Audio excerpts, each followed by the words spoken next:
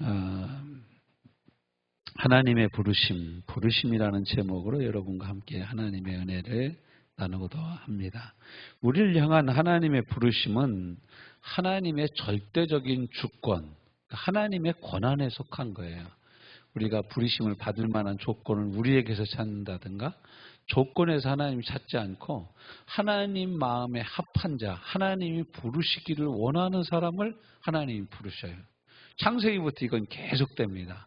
갈대아 우르에서 하나님이 아브라함을 부르시는데 아브라함이 75세 때 하나님의 말씀을 듣고 순종하는데 75세 때까지 자녀가 없었어요.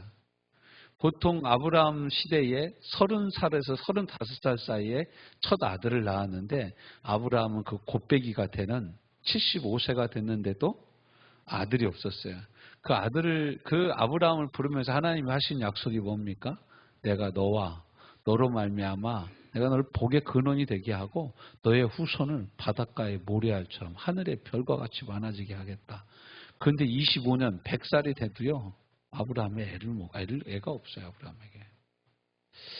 우리가 생각하기에는 왜 저런 아브라함 같은 사람을 불렀을까? 우리 같으면 어떤 사람을 부르겠습니까?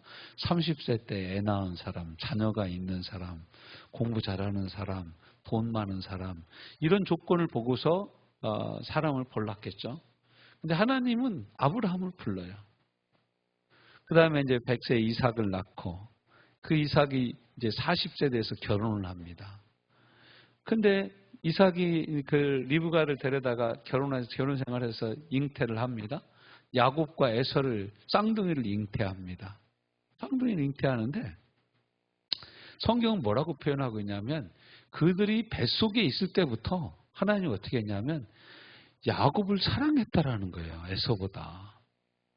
여러분 이거 너무 불공평한 거 아닙니까? 근데 이게 하나님의 부르심이에요. 하나님의 부르심이에요. 또 이렇게 요셉을 선택하시고 유다를 선택하시고 모세를 부르시고 80세 된 모세를 불러요. 우리가 생각하기에는 20대 청년이라든가 인턴 사원으로 불렀을 텐데 하나님 80세 먹은 할아버지를 지도자로 부르는 거예요. 이건 우리가 생각하기엔 정말 이해가 잘 안 가는 거죠. 또 여호수아를 부르시는 일이라든가 다윗을 부르는데 다윗의 집안 형제가 8형제예요. 다윗은 막내 깍두기예요. 그래서 사무엘이 하나님의 음성을 듣고 이새의 아들들 중에서 다음 이스라엘의 차기 왕에게 기름을 부으려고 갔는데 엘리압이라는 첫 번째 형아를 보니까 키도 크고 잘생겼어요. 이스라엘의 초대 왕이 사울이었는데 키 큰 사람이 왕이었거든요. 그러니까 요번에도 키 큰 사람이겠지 하고 사무엘이 가서 딱 안수하려고 하니까 하나님 뭐라고 합니까? 야, 나는 사람의 겉모습을 보지 않고 중심을 본다. 그렇게 말씀하시는 거예요. 그래서 7명 다 통과했는데 없어요. 이 다 끝났냐? 너네 자녀 더 없냐? 그러니까 양치는 막내가 있는데 데려올까요? 말까요? 이건 그만큼 아버지 이새도 다윗에게 별로 신경을 안 쓰고 있었다라는 거예요. 근데 하나님은 다윗을 차세대 이스라엘의 왕으로 보고 있었죠. 내가 이새의 아들들 중에 이스라엘의 왕을 보았노라 라고 말씀하셔요. 그래서 다윗을 불러서 왕을 삼는 거예요. 또 여러분 솔로몬도 우리나라식으로 얘기하면 그 왕정 시대로 치면은 적자가 아니에요. 그러니까 첫 번째 부인 중전의 아들이 아니에요. 솔로몬이 누구 아들입니까? 엄마는? 솔로몬 엄마 이름이 뭐예요? 밧세바. 어떤 여자예요? 남편 잡아먹고 이 다윗하고 어떻게 이상한 불륜 관계에 빠졌다가 왕비가 된 여자예요. 진짜 우리야 다윗의 충성된 신하 아닙니까? 그런데 다윗 왕을 이은 다음 때 왕은 누구냐면 하나님 누구를 불렀냐면 이 솔로몬을 부르시는 거예요. 정말로 이해가 안 되죠. 계속해서 이런 부르심이 계속됩니다. 성경은요, 이런 부르심으로 가득 차 있어요. 이게 하나님이 사람을 부르시는 거예요. 사람이 보기에는 자격 미달인데 하나님은 이 사람을 부르는 거예요. 근데 우리가 그런 여자도 하나님이 부르시는데 그럼 난 넘치지 않나? 그럼 하나님도 그런 사람 또 이외에도 또 안 쓰셔. 그 너무 이상하죠? 왜 하나님은 그러실까? 하나님의 주권이에요. 하나님의 권리예요, 권리. 쉽게 얘기하면. 사람을 불러서 세우시고 그 사람을 쓰시는 것은 하나님만의 권리예요. 하나님만의 권리예요. 하나님 우리를 부르셔. 오늘 성경 말씀 우리가 읽은 29절 말씀을 한번 보십시오. 자, 거기 뭐라고 나와 있습니까? 하나님의 은사와 부르심에는 뭐가 없다고요? 후회하심이 없어요. 우리는 사람 불러놓고 후회 많이 하죠. 머리 검은 짐승은 키우는 게 아닌데 뭐 이러면서 자식 키워봤자 아무 소용없다 뭐 이런 얘기고 멀리 있는 친척보다 가까운 이웃이 낫다 뭐 그러지 않습니까? 그만큼 사람을 불러놓고 만족한 만큼 그 사람이 그 일을 하는 거 별로 없습니다. 제가 아는 목사님 한 분이 이제 전화 통화를 하면서 자기네 교회에 인테리어를 하는 집사님이 있대. 인테리어. 여러 인테리어를 하는 집사님이 있는데 그 목사님 눈에는 고칠 게 보이는데 그 집사님은 인테리어 하는데도 안 보인대. 그 너무너무 신기하죠. 인테리어 업자인데도 교회 보면 이게 끊어지나 봐. 필름이 딱 끊어지나 봐. 그래서 이제 그걸 못 보는 거예요. 그걸 못 보는 거예요. 그 참 신기하죠. 신기하고 놀라운 겁니다. 그런데 하나님 우리를 부르시고 나서 한 번도 후회를 안 하신다라는 거예요. 하나님이 저와 여러분을 부르고 후회해요? 안 해요? 안 한다라는 거예요. 그럼 여러분, 우리 자신을 보면 후회가 돼요? 안 돼요? 후회만큼입니다. 내가 내 자신을 보면 정말로 후회될 때가 정말로 많은 거예요. 근데 우리를 부르시는 하나님의 부르심에는 후회가 없다라는 거예요. 후회가 없어요. 80에 불렀던, 70에 불렀던, 60에 불렀던 하나님의 부르심에는 후회가 없어요. 어느 선교사님이 60이 넘어서 선교사로 떠나갔어요. 선교사로 이제 훈련받고 신학교를 갔대요. 그래서 쭉 소개를 하는데 이제 자기 소개를 이제 MT 가서 하는데 나는 제가 청년 때 하나님 나를 부르셨는데 하나님 저는 목회자 되는 것보다 돈 벌어서 교회 목사님들 섬기겠습니다. 그래서 자기는 장로가 되기로 헌신했대. 그래서 다른 사업도 잘 되고 그러는데 뭘 해도 잘 되기는 하는데 마음이 늘 공허했다라는 거예요. 그러다가 하나님의 부르심을 이제 나이 먹어서 이제 60이 돼서야 순종하게 됐더라고. 그래서 지금 선교사로 가려고 그러는데 하나님은 기다려 주셨는데 세월은 날 기다려 주지 않았다고? 이렇게 고백하면서 선교사를 가시는 분도 봤어요. 그렇죠. 하나님이 우리가 70대도 우리가 80대에서 부르셔도 하나님은 후회가 없어요. 그런데 우리가 그 나이 먹고 무슨 일인가를 해보려고 그러면 세월은 우리를 기다려 주시지 않으셔. 그래서 여러분 전도서에 보면 뭐라고 합니까? 너는 청년의 때에 내 창조주 하나님을 기억하라. 더 이상 낙이 없다고 할 때에 그때서 찾으면 늦다. 한 살이라도 더 젊었을 때 창조주 하나님을 기억해야 하나님이 부르심의 목적을 따라서 인생을 살아갈 수 있다라는 거예요. 참 그렇죠.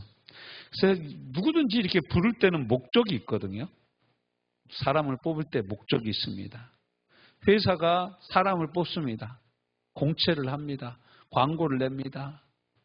삼성 같은 데를 들어가려면 삼성 고시가 따로 있다 그래요. 삼성 고시 지도해주는 학원이 따로 있다 그래요. 그만큼 삼성에 들어가서 공시에 들어가서 공채에 들어가기가 쉽지가 않다라는 거예요. 현대나 이런 여러 대기업들에 들어가기가 정말로 쉽지가 않죠. 또 대학이 학생들을 뽑습니다. 이제 막 지금 정시 끝나고 이제 막 서류 전형하고 막 그럴 때입니다. 이제 지금 막 열심히 애들이 서류 접수하고 그럴 때입니다. 근데 각 대학마다 뽑는 사람이 따로 있어요. 수능 성적은 이만큼은 돼야 되고 그리고 내신 성적도 이 정도는 돼야 되는 사람을 뽑아요. 수시 접수를 해서 합격을 해도 어떤 대학은 합격한 사람에 대해서 수능 시험 안 봐도 그냥 합격이에요. 그런데 어떤 대학은 수능 시험 몇 점 이상을 받아야 수시에 합격한 것을 인정해주고 받아주는 그런 대학들도 있어요. 의사를 뽑는 학교, 또 간호사를 뽑는 대학이 달라요. 약사를 뽑는 학과가 달라요. 다 그 학과마다 그 학과에 맞는 학생들을 뽑는 거예요. 군인도 마찬가지입니다.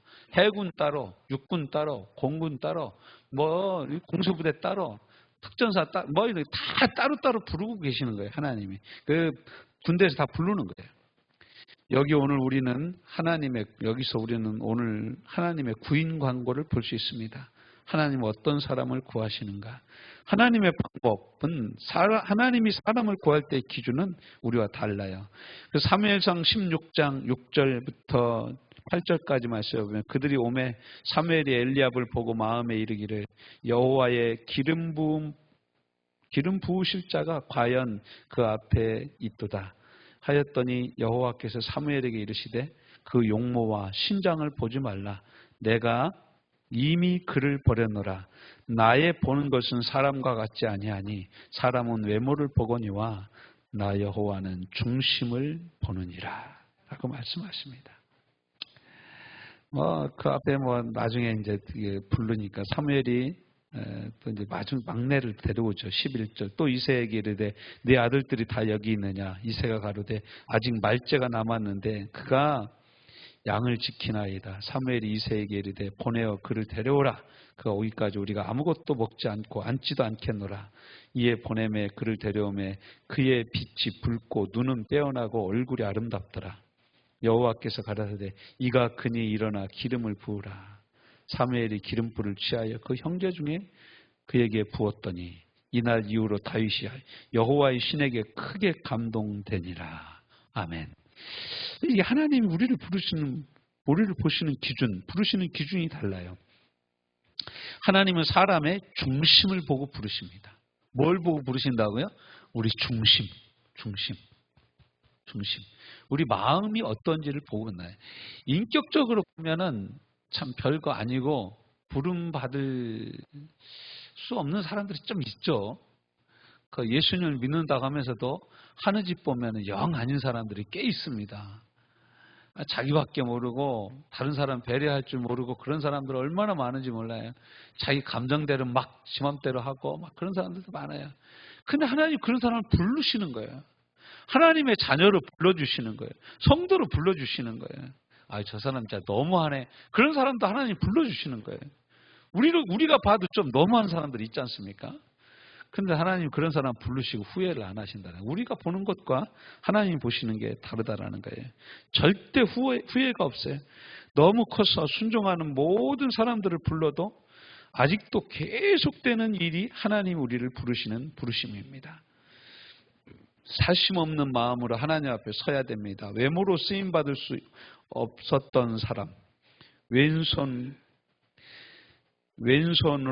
사용했던 에훗, 살인자 모세, 노예 요셉, 사기 전과자 야곱, 75세 노인 아브라함, 술 먹으면 옷을 벗는 노아, 이런 사람들 여러분 옛적으로 보면은 이거 부르면 안 되는 사람들입니다. 그렇죠? 부르면 전과자 되는데 어떻게 불러? 부르면 전과자 되는데 이런 사람들 어떻게 부르는지. 근데 하나님이 불러서 쓰시는 거예요. 소모는 막대기를 가지고 있는 사람. 어떻게 이런 사람들을 쓰냐? 그래서 오늘 로마서 11장 29절에 보면 하나님의 은사와 부르심에는 후회가 없다. 누가 그의 부요하심을 측량할 수 있다. 그의 판단은 측량하지 못한다. 그의 길은 찾지 못할 것이다. 우리가 다 찾을 수가 없어요. 하나님이 왜 이 사람을 판단해서 불렀는지. 여러분 한번 생각해 보세요. 예수님도 이 땅에 오셔서 12제자를 불렀습니다. 12제자 중에 오늘날로 치면은 대학 나온 사람이 거의 없는 거예요. 다들 블루칼라예요. 블루칼라. 그냥 배 타고 나서 계속 학교 다녀본 적이 없는 사람들이에요. 그래서 전설에 의하면요. 베드로 같은 경우는 20 이상 숫자를 못 셌답니다. 왜 못 셌겠어요? 손과 발이 20개잖아요. 이게 헤아리질 못했다라는 거예요. 근데 여러분 베드로의 머리에 그냥 하나님이 예수님이 성경 말씀을 때려 박은 거예요. 때려 박아가지고 오순절 날 이름에 성령 충만해가지고 요엘서 말씀을 팍 인용해가지고요. 오늘날 성령이 임하신 건 요엘서 말씀이 성취된 거다. 예수 그리스도가 오시고 부활 승천하시고 나서 그의 보내신 보혜사가 오늘날 임하신 거다. 이것이 바로 성령의 역사다. 부형들이여 그러므로 예수 그리스도를 믿고 각각 세례를 받으면 성령을 너희에게도 선물로 주실 것이다. 그래서 여러분 그날 2,000명이 회개했잖아요. 여러분 요즘에 누가 아무리 어디 미국에서 유학 갔다 오고 영국에 유학 갔다 와서 한 번 설교했는데 2,000명 회개하고 결신하는 애가 어디 있어요? 요즘 빌리그레암 아들이 저기 와서 해도 이런 역사가 일어나지 않아요. 베드로 모르는 사람이 스물 이상 잘 못해하는 그 사람이 설교하니까 2,000명 이상 회개하는 거예요. 우와. 어마어마한 역사가 일어나는 거죠. 하나님이 부르시면 후회가 없어요. 측량이 안 되는 거예요. 하나님의 역사를 감당할 사람을 하나님은 오늘날도 부르셔. 절대 후회가 없어요. 하나님 우리는 부르고. 순종하는 모든 사람들을 불러도 아직도 계속되는 일이 하나님의 일인 줄로 믿습니다. 그러니까 저와 여러분 하나님 부르셨어요. 하나님 후회를 안 하죠. 그럼 우리도 후회 없이 살아야 됩니다. 하나님 나를 부르신 부르심에 답하면서 후회 없을 만큼 살아가는 것이죠. 네, 후회 없을 만큼 살아가는 거예요. 그럼 우리가 해야 될 일은 무엇입니까? 첫 번째는 있는 모습 그대로의 나아. 내가 있는 모습 그대로 하나님 앞에 나아가는 거예요. 하나님은 있는 모습 그대로 우리가 나오기를 원하셔요. 성전을 지을 때도 솔로몬에게 뭐라고 얘기합니까? 성전에다가 이렇게 돌을 싸가지고 성전을 짓는데 성전 안에서 돌소리가 나지 말게 하라는 거예요. 돌소리가. 이미 밖에서 다 정리해가지고 가지고 들어가라는 거예요. 또 이 성전이 생기기 전에는 하나님이 돌로 단을 쌓을 때 뭐라고 얘기합니까? 정으로 쪼지 말고 그냥 있는 대로 쌓으라는 거예요. 돌 갖다가. 여러분 이것은 그냥 있는 그대로 해야 된다 이런 의미가 아니라 인공의 것을 가미하지 말라라는 거야. 하나님 앞에 나아갈 때 내 거 가지고 이렇게 다듬어 가지고 가지 말고 너 있는 모습 그대로 가지고 나가라는 거야. 하나님 앞에. 있는 모습 그대로 내 모습 이대로 주 봐두옵소서. 예전에 찬송가 349장 있어. 그 장이었죠. 내 모습 이대로 주 봐두옵소서.